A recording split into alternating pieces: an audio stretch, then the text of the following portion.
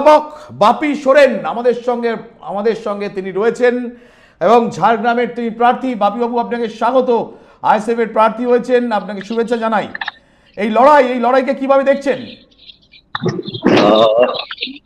আপনাদের এই চ্যানেলে আমাকে নিয়ে আসার জন্য এবং দর্শক বৃন্দদেরকেও নমস্কার জানাই।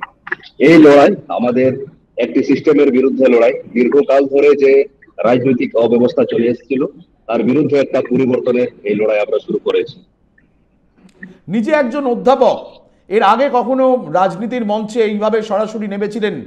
লোকসভার মঞ্চ অনেক বড় মঞ্চ।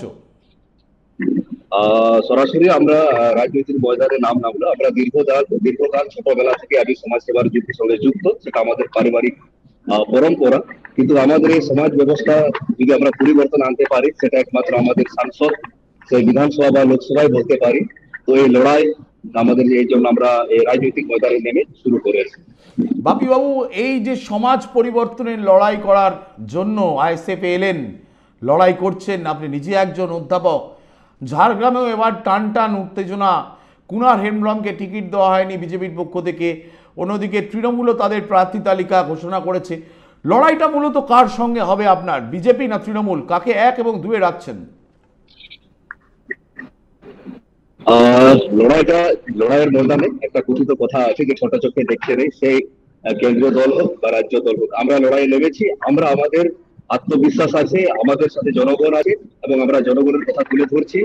আমরা জানি আমাদের দিকে আমরা 100% দিচ্ছি এবং আমরা জিতছি। এবং কার সাথে লড়াই হবে সেটা না, জনগণ আমাদের সাথে আছে, এটা আমাদের বিশ্বাস। প্রচার পর্বে কবে থেকে নামছেন এবং দলীয় নেতৃত্বের পক্ষ থেকে কি কি নির্দেশ গেছে, কিভাবে প্রচার করতে হবে, কোথায় কোথায় যাবেন, সে বিষয়ে কিছু প্ল্যান করেছেন, পরিকল্পনা করেছেন? হ্যাঁ, অবশ্যই। আমাদের রাজনীতিতে একটি যেমন আমি ক্যান্ডিডেট হয়েছি, তেমনি আমাদের একটি দলের গঠনতন্ত্র আছে। আমাদের জেলা কমিটি, প্রচার কমিটি আছে, ওনারা বিভিন্নভাবে ছুপা প্রচার অলরেডি শুরু করে দিয়েছে। এবং আমি কিছুদিন ধরে আমার একটু শরীরও খারাপ আছে, এখন হয়তো গলা শুনে বুঝতে পারছেন।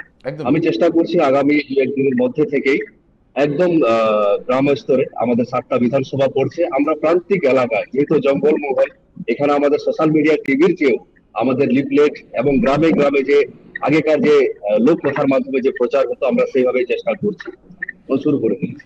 আইএসএফ চেয়ারম্যান তিনিও নিজে একজন ইয়ং এবং কার্যত রাজ্যের শাসক দল হোক কিংবা বিরোধী দল, প্রধান বিরোধী দল বিজেপির চোখে চোখ রেখে তিনি কথা বলেন। লড়াইয়ের ময়দানে তিনি থাকেন, 42 দিন জেল কেটেছেন, তাতেও কুছ পরোয়া নেই। তার থেকে কতটা ইন্সপিরেশন পাচ্ছেন?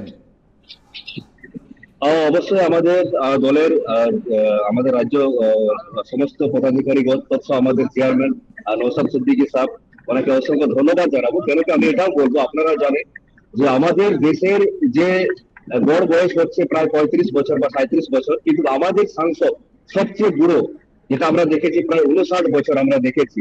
যে দেশের জন নিয়ম আছে, সেই জায়গায় আমাদের সাংসদ এত বুড়ো কি করে থাকবে, এত বয়স্ক কি করে হয়?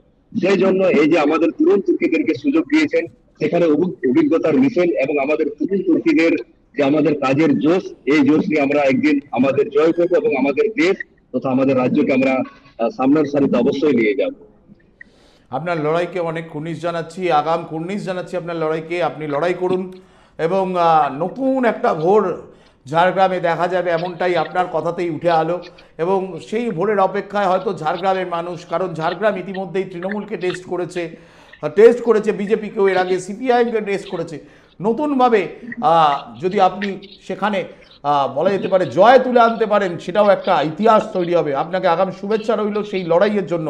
অবশ্যই অনেক ধন্যবাদ বাপিবাবু আপনাকে। বাপি সোরেন আমাদের সঙ্গে ছিলেন সরাসরি, তিনি রাস্তায় রয়েছেন, তার মাঝেও তিনি আমাদের সঙ্গে, আপনাদের মাঝে আমরা তাকে নিয়ে এলাম এবং সরাসরি দেখালাম বাপি সোরেনকে, যিনি ঝাড়গ্রাম থেকে প্রার্থী হয়েছেন, অধ্যাপক নিজে, এবং সমাজ পরিবর্তনের কথা বলছেন এবং সমাজ পরিবর্তনের লক্ষ্যেই তার আইএসএফে আসা এবং আইএসএফের হয়ে লড়াই করা।